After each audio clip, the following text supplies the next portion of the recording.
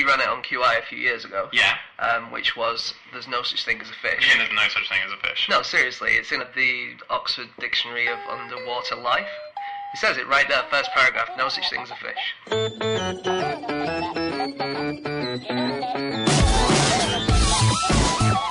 Hello, and welcome to another episode of No Such Thing as a Fish, a weekly podcast coming to you from the QI offices in Covent Garden. My name is Dan Schreiber. I'm sitting here with three other elves, Andy Murray, Anna Chazinski, and James Harkin. And once again, we've gathered round the table with our favorite facts from the last 7 days. So here we go, in no particular order, our favorite things from the last week. Anna. My fact is that rats wearing polyester pants can't get erections. What? How did they find this out? So this guy, it was in 1993, and it was Dr. Ahmed Shafiq, and he dressed up 75 rats. We just established why he did this first? Yeah, he wanted to see if polyester decreases fertility. It's science, Dan. Okay. Yeah. So, yeah, he split them into 5 groups, dressed one group up in cotton trousers or pants, dressed another group up in polyester pants, another group up in wool pants, and another group up in 50-50, which I think is what most people wear, right? Right. Yeah. It's like 50% cotton, 50% polyester. And yeah, they had to wear these pants continuously for 6 months, and then he shoved them in with a load of women, bonded to them. Female rats. No, maybe that was where he went wrong. And none of the women got pregnant. Sorry, yeah, he shoved them in with a load of female rats, and he found that the ones wearing polyester pants tried to mount the females, and their ability to penetrate them was significantly reduced. And the idea is synthetic fabrics are bad for you, is that it? Yeah, actually, he said that, but I think that's controversial. A lot of studies say wearing polyester boxers might reduce your sperm count, but How weird. yeah. But then I read quite a good quote from a doctor saying how come during the 70s and 80s, when everyone was wearing tight polyester clothes, suddenly the human population didn't decrease rapidly. Yeah. Well, there were a lot of advances in other areas as well. It would only work in a world where the only variable was what kind of pants and trousers everyone was wearing.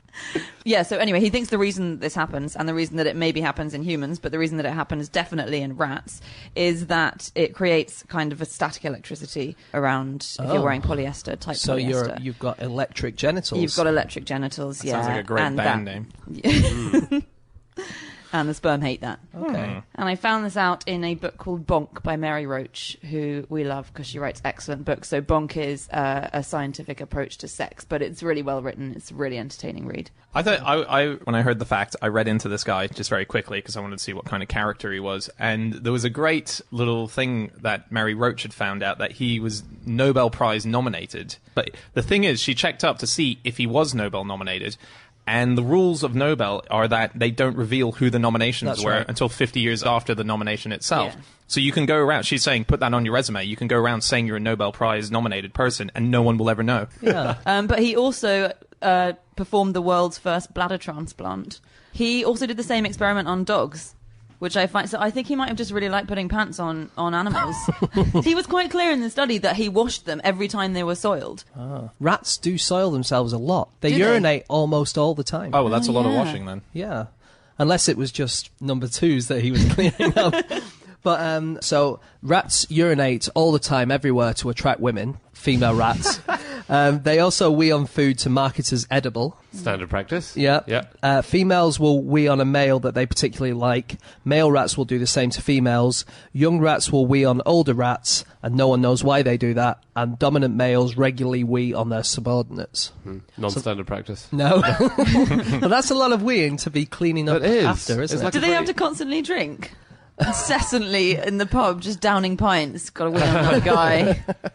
So we don't know why they piss on each other. I think the idea is maybe that it contains pheromones or something like that. But it seems like such a blunt instrument to us, because we don't know about whatever pheromones may be in it. So they probably look at us going, oh, these humans, they make noises with their mouths when they're happy, when they're sad, to please people, to make people angry. It's grotesque. Why are they marking that urinal as edible? Going back to Mary Roach, which the book Bonk, which is where you got the fact about rats in pants from. I read it a few years ago. I think it was in the J series, and because you have to tenuously tie everything to the letter of the alphabet you're studying, mine was at a J for Jiggy brackets Jiggy. Other incredible facts from this book Bonk.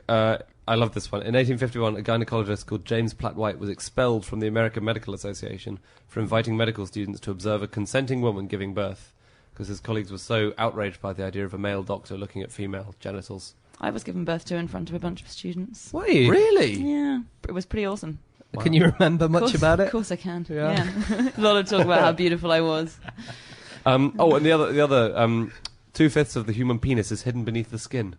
2/5. 2/5. It's like an iceberg. Oh, and I think the other thing, which I've mentioned on this podcast before, is about the postage stamp penis test. Well, say it anyway. What is it? Just in case. In the 20th century, if someone couldn't get an erection, it was either going to be psychological or it was going to be physiological. So to test whether or not it was a purely bodily problem or whether it was all in the mind, they would attach a strip of perforated postage stamps around the base of the penis and then leave you overnight. If it was a purely psychological problem, you would have an erection as you slept and the perforations would tear. Whereas if it was a physiological problem, you wouldn't, and you'd wake up still with Worst thing was when you woke up and your penis had been sent to Barnstable.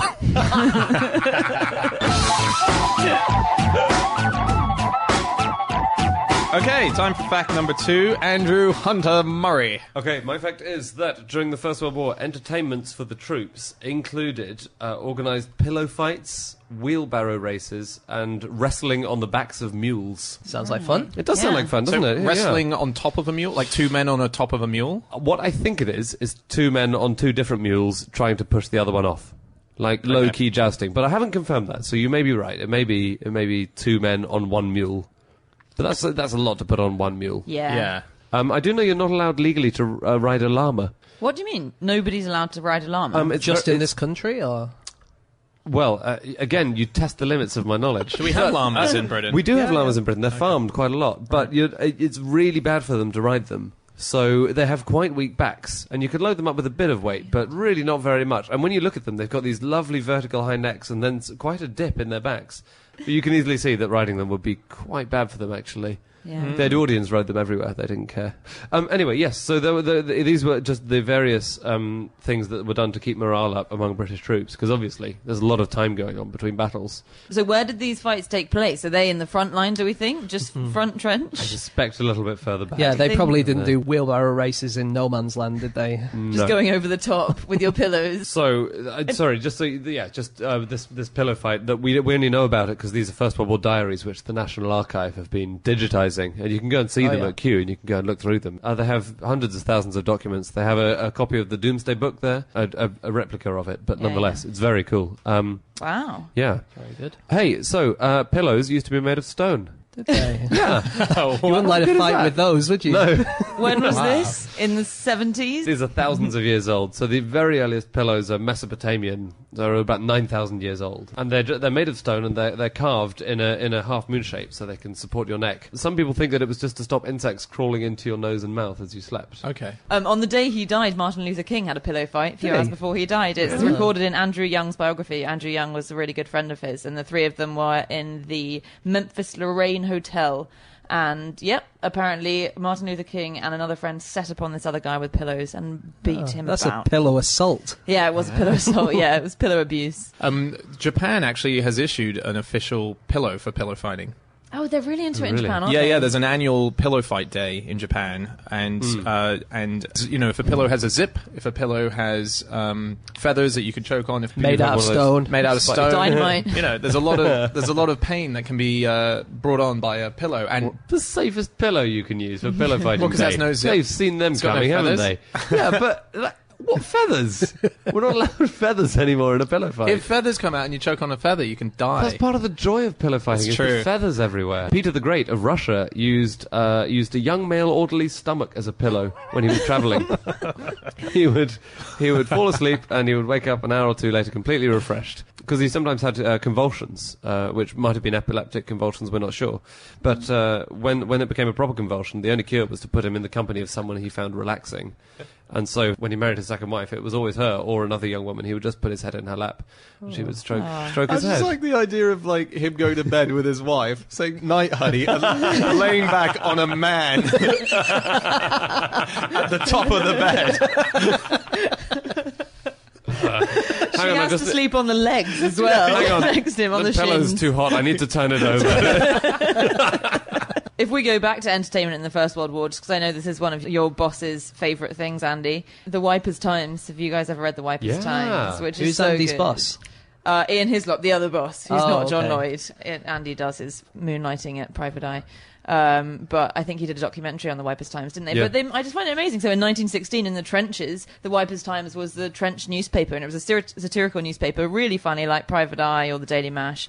And it happened just because it was when they were in Ypres, and they just stumbled across a printing press that was lying around, and then they started distributing this newspaper. It would do things like publish articles apologising for when the British shelled their own people, and it's pretty entertaining. subversive when you read it. Dark You read it humour. and you think, how on earth did they get away with printing and distributing this to normal soldiers? Because Yeah. it's almost seditious. Given some that of it. they'd had their letters checked and they had to be read all the way through to check they weren't saying anything negative about the war, but they were allowed to publish this newspaper, which is extremely negative about their experiences in the trenches. Yeah. It's kind of weird.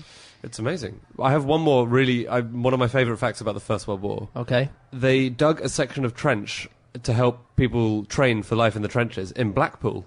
But they also took visitors around. You could pay a penny and visit them. They were called the Loos Trenches, and be shown around by a soldier who was recuperating, who'd been actually at the front in France or Belgium. Imagine spending all that time on the front line in World War One and then being sent to Blackpool. I'm allowed to say that because I'm from Lancashire. The record for the largest pillow fight ever engaged in was set in Chicago in 2013 and involved 3,813 people, but 4,500 pillows, which I think is cheating.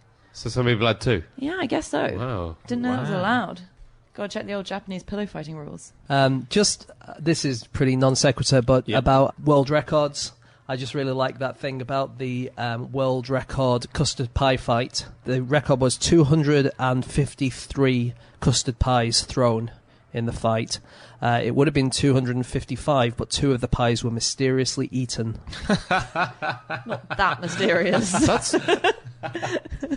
That's quite small for a custard pie fight. We could beat that. We could beat Yeah. that in Do the it QI easily. audience, couldn't we? Yeah. Don't know how the studio managers are going to feel about that. Okay, time to move on to fact number 3, and that is James. Okay, my fact is that the atmosphere on Venus is so hot that if you took a pizza out of a freezer there, it would cook in 3 seconds. Wow. Wow. And would it cook all the way through, or would it burn on the surface and not cook in the middle? Great question. Because, yeah. I imagine, there would be a certain rare quality of the inside. Yeah, and Yeah, singed on and the outside. Quite singed, yeah. This comes from a talk by Neil deGrasse Tyson, and it was about his book, which was Death by Black Hole and Other Cosmic Quandaries. And he says in his book, I think, that it would take either 7 or 9 seconds. But in this article about his talk, someone corrected him and said it would be 3 seconds. Oh, okay. I'm not sure what the correction was. I think it might have been to do with the pressure or something. I like when scientists come up with these sort of weird analogies. Yeah, analogy. It these is weird good analogies. because someone might say to you, okay, it's 800 degrees Fahrenheit on Venus, but what does that mean to anyone? Yes. It's just a number, isn't it? Yeah. But also, if it's 800 degrees Fahrenheit on Venus, why are you having pizza? You should have a nice ice cream. Maybe a cool lemonade. Well, yeah, and if you're in a refrigerator as well, Stay in the stay fridge. in the fridge. Yeah. It's boiling outside. How are you powering this fridge? Okay, there are certain administrative problems here, but nonetheless, that's what would happen. In fact, That's fridges in the Arctic. The Chukchi, I think, do this, and probably in Canada they do it as well. They use refrigerators to keep things warm. No. Because if you have Yes. food outside, it'll freeze. But if you put it in the refrigerator where it's like 3 degrees, it'll keep it stop it from freezing. Do they call the fridge the oven No. for that reason? Speaking of weather on planets, do you guys know about planet HD 189733b? Of course. Yeah. So this is a planet that is 63 light years away from us, and it rains glass sideways in 7,000 kilometers per hour wind on this Wow. planet. I wouldn't like to play golf in that. Do you know, I actually tweeted this a few days ago, and I think someone responded with that exact answer. Yeah, it sounds like a cool place, though. So it's got this deep blue hue, which they've worked out as a result of it's molten glass, so it's silicate in the atmosphere, which is shooting down sideways. Wow. Have you guys heard about the mysterious light on he's- Venus? No, Daniel, we haven't heard about your mysterious light. The Ashen Light, it's called. It's a light that happens on the planet that scientists have been studying. Have no idea what it is. There's a lot of theories. No one's decided what it is yet. Herschel saw it. Patrick Moore. There's a guy called Franz von Gruthuysen. I can't pronounce his name properly, but he believed that it was fires from a celebration of a new Venusian emperor being announced. All these scientists have been looking at it over the years, and we still don't know what it is. So it's a mystery, and it could be lightning. It's just a patch of light that just comes up, and they have no idea what it is. Really? For a long time, they did think there could be life on Venus. Because it's so covered in clouds, it was really difficult to see with telescopes what was going on under there. So it was only when they sent probes down that they realised, actually, there's no way anything could possibly live down here. Yeah. When the Soviet Venera program sent probes down there, the longest any of the probes lasted was 127 minutes before They crushed melted. and melted. Really? The surface of Venus is hot enough to melt an aluminium pan. Is So it? I don't know what you're serving this pizza on. Hey, you want to hear some stuff about pizza? I can Yeah. get stuff on Yeah, pizza. go on. Okay.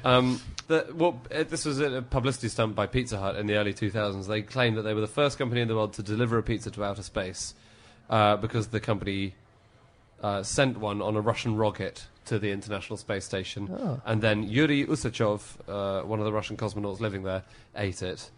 And Pizza Hut paid about 700,000 quid for that, so I think we can all agree, Yeah. money well spent. It is now that they've got this kind of promotion from the QI podcast. Before they were wondering if anything had happened to it. Yeah, but they paid all this money, and in return, they got to do that. Then they got footage of Mr. Usachov flashing a thumbs up after eating the pizza, and then for pasting the chain's logo on a rocket last year. Do you guys know about Pizza Hut's proposal package? No. So this cost... Sounds romantic. It is romantic. Cost $10,010.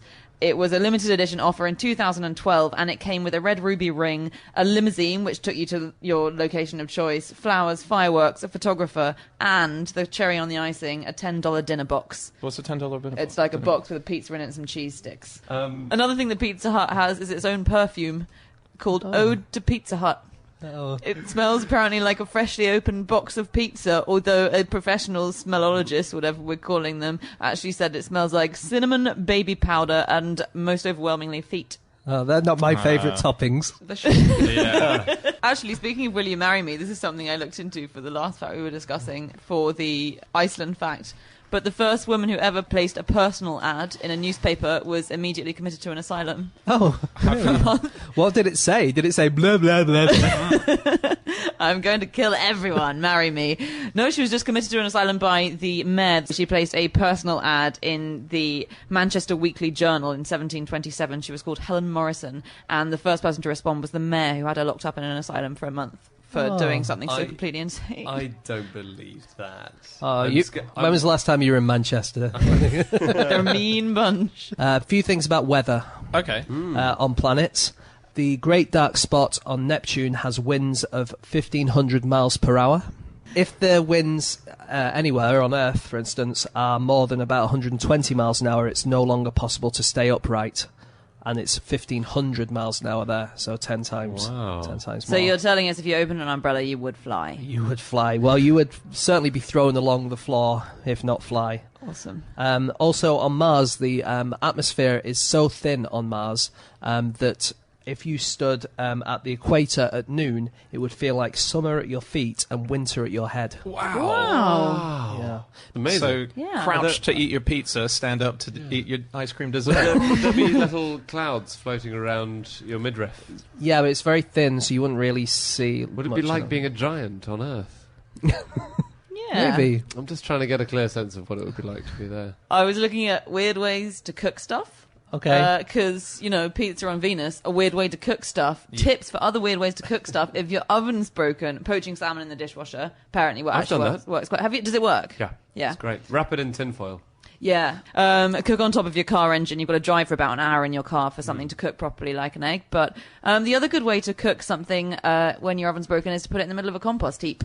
And so there's a guy who likes to do this. I was reading his blog, and it gets really hot in the middle of compost heaps. So, in fact, once our compost heap in our garden set on fire, it was mental, and our gardener came to put it out. hot said he's but never also composty.